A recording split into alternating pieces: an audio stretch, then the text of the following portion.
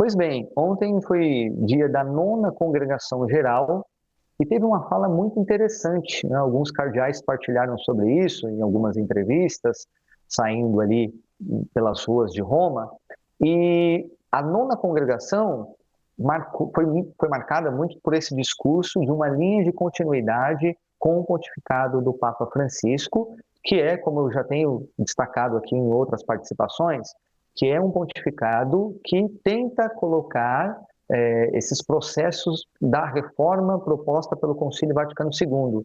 Então, João Paulo II, Bento XVI e, claro, o Papa Francisco, todos eles tentam avançar com aquilo que foi discutido ali na primeira metade da década de 60.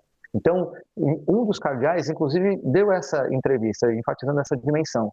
É claro que nós estamos buscando eleger o sucessor de Pedro, né, mas destaca essa dimensão, que é uma linha de continuidade de um jeito de ser igreja, que é esse estilo de igreja sinodal, em comunhão, no qual envolve cada vez mais a participação, não só do clero, mas também dos demais batizados, dos demais fiéis que formam e que atuam também na linha de frente da evangelização. Então, interessante que os cardeais destacaram essa dimensão. Então, dessas informações que a gente tem colhido aí dos bastidores, então, um processo de continuidade do pontificado, a dimensão da colegialidade e também alguns cardeais apontando para essa dimensão de que esperam um conclave um conclave breve, né, dentro de 2, 3 dias.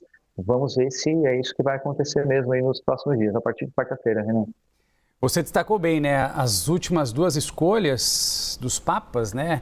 Duraram 2 dias o conclave. Agora, essa é a previsão que tenhamos um conclave também durando, de certa forma, 2, 3 dias. Pelo menos essa é a expectativa. Mas acho que um ponto que eu queria tocar com você é com relação às disputas internas, no sentido de temos, né, cardeais dos mais variados, com os mais variados entendimentos a respeito da continuidade da Igreja Católica. E isso, de certa forma, também traz, no seu entendimento, uma dificuldade ou até mesmo uma surpresa na escolha do novo Papa? Olha, Renan, eu vejo que muitas vezes a análise se dá entre grupos, resumem os cardeais a progressistas e a conservadores. Eu acho que essa é uma leitura que ela pode ser melhor aprofundada. Então, na verdade, o que nós temos são perfis são formas de pensar a igreja, são perfis eclesiais. Então, nós temos, dentro do Colégio dos Cardeais, os canonistas ligados ao direito canônico. Nós temos os liturgistas ligados à dimensão do rito, da liturgia da igreja propriamente, a missa, entre outras celebrações. Nós temos os pastoralistas, que é um pouco a linha de Francisco. Então, a dimensão de como traduzir o evangelho, promover a evangelização dessa maneira cada vez mais próxima do povo, né? Comunicando o evangelho para aqueles que necessitam escutar essa mensagem e fazer com que essa mensagem seja compreendida, não só chegue até estes, mas possa ser compreendida. Então, nós temos essas linhas. Isso aí é fato, porque tem a ver com a formação deles. Um dia eles foram padres, que depois continuaram estudando e foram aprofundar seus conhecimentos em alguma realidade específica da igreja.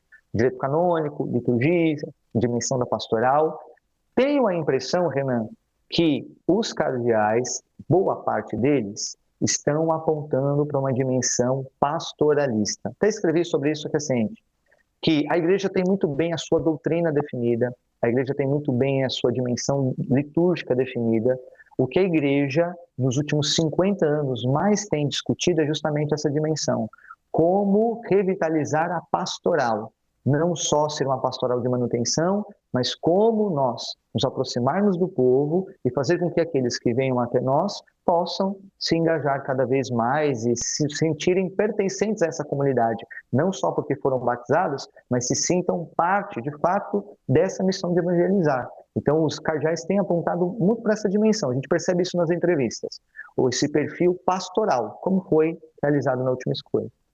E Railson, a gente viu há poucos dias a Capela Sistina sendo preparada para esse momento especial para a Igreja Católica, a escolha do novo líder, não somente espiritual, mas sabemos bem que o Papa também é um chefe de Estado. E eu queria que você trouxesse para a nossa audiência aqui da CNN em que momento estamos, a poucos dias do início do conclave, Temos neste momento, então, portanto, os cardeais reunidos agora, cada vez mais com menos contatos com o mundo exterior, certo? E ali eles terão de decidir pela escolha do novo Papa. Isso. Até quarta-feira, Renan, eles ainda têm essa liberdade de transitar tranquilamente por Roma, tomar o famoso gelato pelas ruas de Roma, concederem ali as suas entrevistas, mas a partir de quarta-feira, primeiro com a missa na Basílica de São Pedro, e quando adentrarem ali na Capela Sistina, Capela Sistina, Casa Santa Marta, Capela Sistina, Casa Santa Marta, e aí, de fato, estarão conclave, né, com as chaves. Até ontem pela manhã, a informação era que dos 133 que votam, 131 estavam já em Roma. Não sei se na parte da tarde ou hoje pela manhã estavam ali para chegar esses 2 que faltavam. Então, até ontem pela manhã, pelo menos é essa informação, 131 dos 133 já em Roma, tem aí esses dias mais livres, né? Mais livres entre aspas, porque, claro, naturalmente, aqueles que são ali da Cúria Romana continuam ali com as suas demais tarefas. Hoje é um domingo no qual, aqui é uma informação importante, né? Todo cardeal, ele recebe uma igreja em Roma, porque a origem dos cardeais é isso, né? Eram aqueles que eram padres das igrejas ali da região de Roma. Então, os cardeais hoje, neste domingo, todos eles tiveram a oportunidade de celebrarem a missa nas suas igrejas, né? Então, todos eles recebem ali tomam posse, ainda que simbolicamente, de uma igreja em Roma. Então, hoje eles foram celebrar as missas nas igrejas na qual eles são titulares, e a partir de quarta-feira, aí é com chaves, é conclave.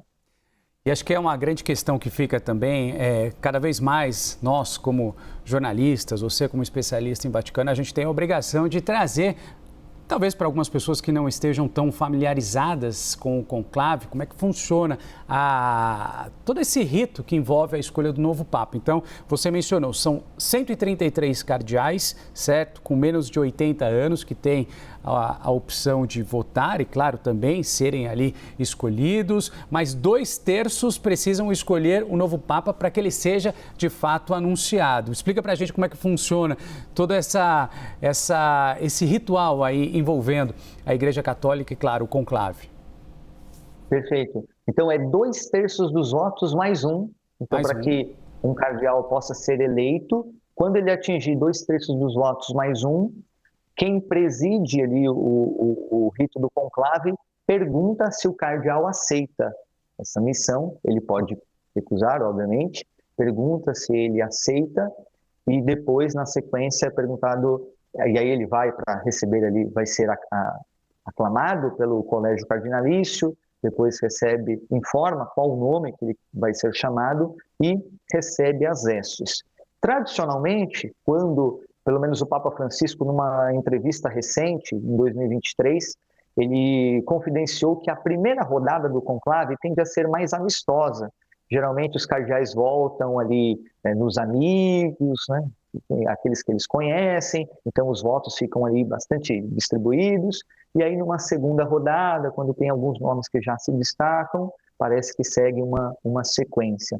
Então, o Papa Francisco nos confidenciou isso, né? Ele que estava lá no conclave de 2005 e depois no conclave no qual ele foi eleito em 2013.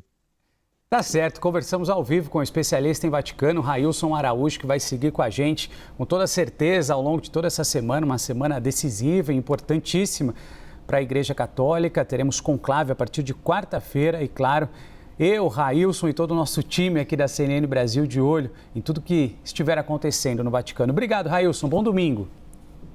Obrigado, Renan. Bom domingo. Até a próxima. Até.